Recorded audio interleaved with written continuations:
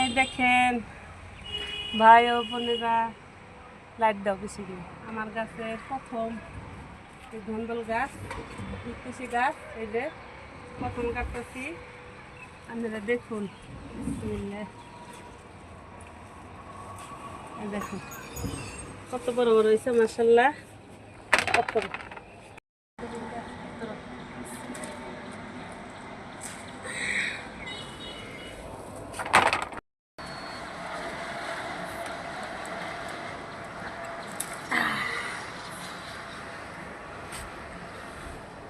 দেখুন, আরেকটা এখানে ঝুলছে।